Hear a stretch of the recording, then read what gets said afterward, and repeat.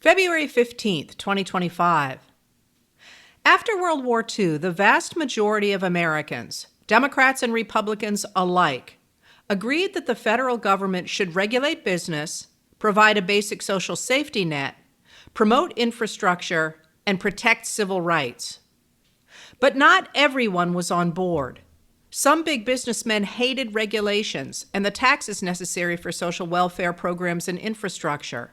And racists and religious traditionalists who opposed women's rights wanted to tear that liberal consensus apart.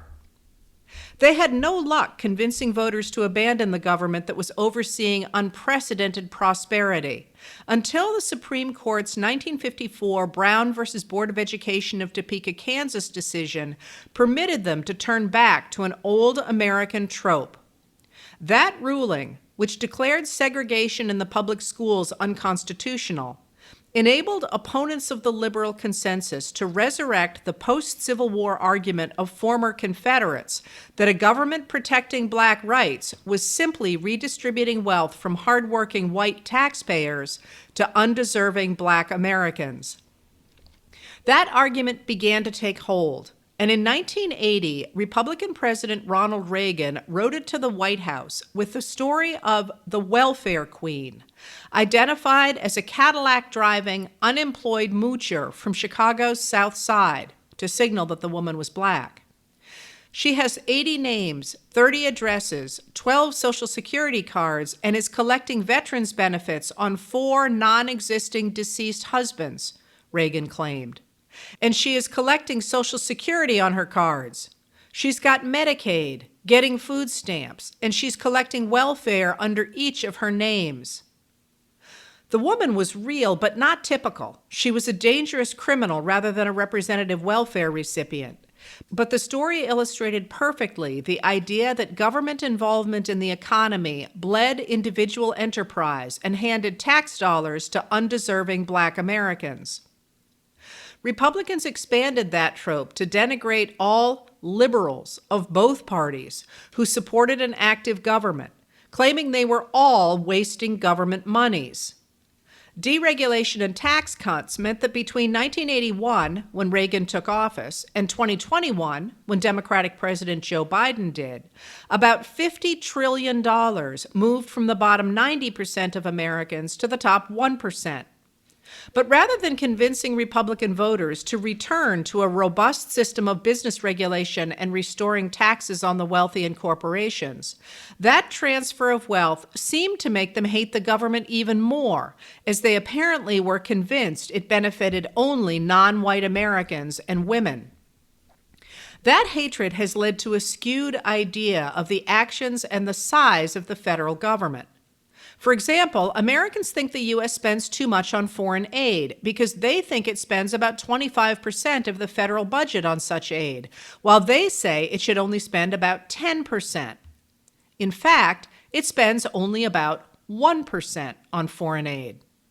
Similarly, while right-wing leaders insist that the government is bloated, in fact, as Elaine Kamarck of the Brookings Institution noted last month, the U.S. population has grown by about 68% in the last 50 years, while the size of the federal government's workforce has actually shrunk. What has happened is that federal spending has expanded by 5 times as the U.S. has turned both to technology and to federal contractors, who outnumber federal workers by more than 2 to 1. Those contractors are concentrated in the Department of Defense. At the same time, budget deficits have been driven by tax cuts under Presidents George W. Bush and Donald Trump, as well as the unfunded wars in Iraq and Afghanistan. The Treasury actually ran a surplus when Democratic President Bill Clinton was in office in the 1990s. When asked, Americans say they don't actually want to get rid of government programs. A late January poll from the Associated Press, NORC Center for Public Affairs Research, a gold standard pollster for public attitudes, found that only about 29% of Americans wanted to see the elimination of a large number of federal jobs, with 40% opposed. 29% had no opinion. Instead, 67% of adults believed the U.S. is spending too little on Social Security, 65% thought it was spending too little on education. 62% thought there is too little aid for the poor. 61% thought there is too little spending on Medicare. And 55% thought there is too little spending on Medicaid. 51% thought the U.S. should spend more on border security. Nonetheless, Trump is echoing 40 years of Republican rhetoric when he claims to have a mandate to slash government and purge it of the diversity, equity, and inclusion programs that hold the playing field level for Black Americans, women, people of color, and ethnic, religious, and gender minorities. On February 11th, Trump signed an executive order putting billionaire Elon Musk in charge of large-scale reductions in force. And yesterday, Musk and his allies began purging the federal government of career employees, beginning with employees still in their probationary period, typically those with less than a year in the job. The Department of Veterans Affairs lost 1,000 people. The Consumer Protection Financial Bureau lost more than 100 people. The U.S. Department of Agriculture lost more than 2,400 people. The U.S. Forest Service lost more than 3,000. The Environmental Protection Agency lost 400. The Small Business Administration lost more than 100. And the Interior Department lost 2,300, including workers at national parks. The Department of Health and Human Services is expected to lose nearly all of its 5,200 workers in their probationary period, including 1,300 at the Centers for Disease Control and Prevention, or the CDC, 10% of its workforce, while the National Institutes of Health, or NIH, lost 1,500. I am heartbroken, more than anything, for the future of science in this country as we gut this institution that has, for so long, been intentionally shielded as much as possible from politics, an NIH employee told Will Stone, Pian Huang, and Rob Stein of NPR. 5 government employees' unions have sued, saying the mass firings violate the formal procedures for reductions in force. Employees say they were already understaffed, and there's no way they will be able to keep up the level of their performance under the cuts. Senator Richard Blumenthal, a Democrat of Connecticut, points out that rather than saving money, it is a massive waste of taxpayer dollars to fire employees the department just invested months into recruiting, vetting, and training. On Reddit, federal employees shared their experience. One wrote, "The thing that I can't get over is that the actual richest man in the world directed my firing. I make $50,000 a year and work to keep drinking water safe. The richest man in the world decided that was an expense too great for the American taxpayer." It certainly appears that those in charge of the firings didn't know what they were doing. On Thursday, they fired more than 300 workers at the National Nuclear Security Administration, apparently not aware that they were the people who oversee the nation's nuclear weapons.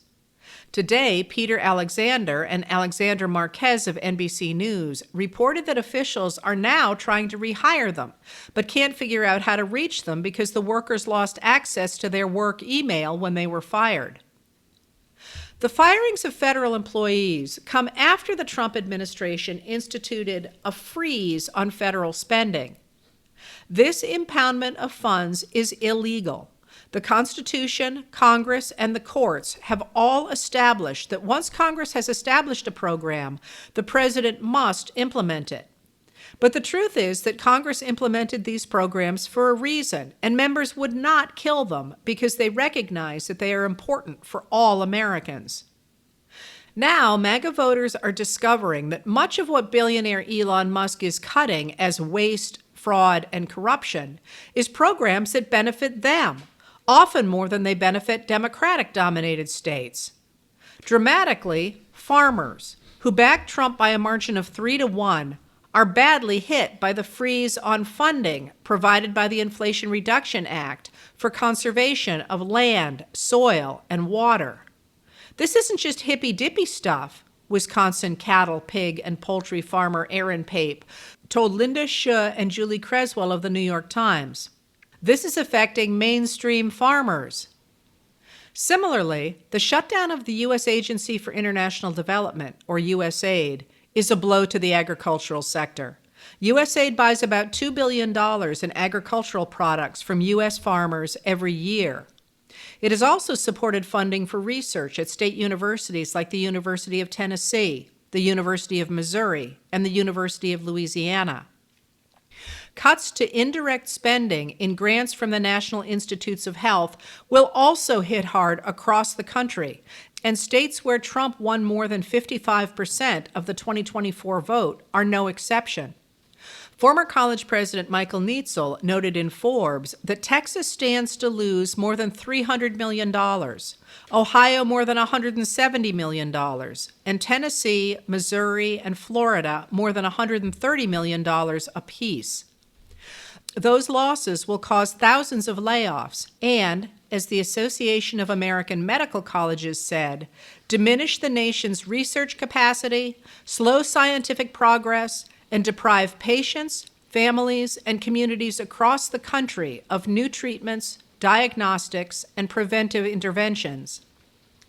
Trump said Wednesday he wants to shutter the Department of Education immediately, calling it a big con job. That department provides grants for schools in low-income communities, as well as money for educating students with special needs. 8 of the 10 states receiving the most federal money for their K-12 schools are dominated by Republicans. Trump has called the Federal Emergency Management Agency a disaster and said states should handle natural disasters like hurricanes, wildfires, floods, and tornadoes on their own. But states don't have the resilience they need for such short-term emergencies. Once again, while all states receive FEMA money, Republican-dominated states get slightly more of that money than Democratic-dominated states do.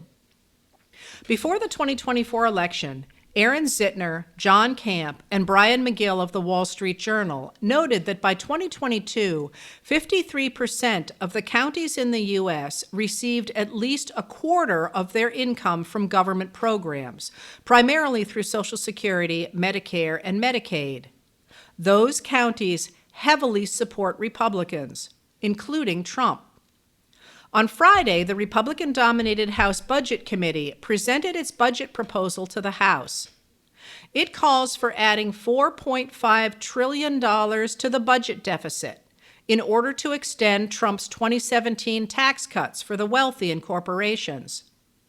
It also calls for $1.5 trillion in spending cuts, including cuts to Medicare, Medicaid, and supplemental nutrition programs. Budget Committee Chair Jody Arrington, a Republican of Texas, said, "The era of wasteful, woke, and weaponized government is over."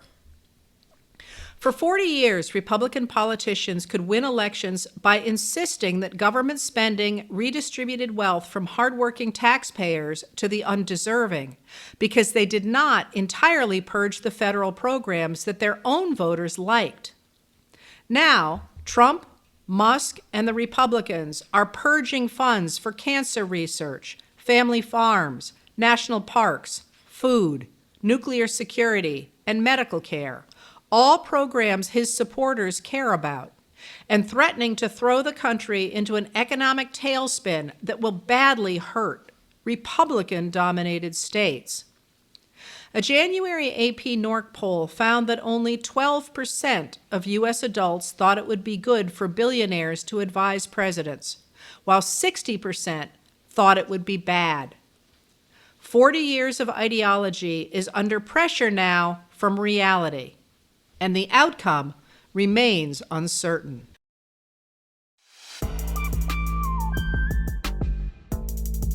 Letters from an American was produced at Soundscape Productions, Dedham, Massachusetts. Recorded with music composed by Michael Moss.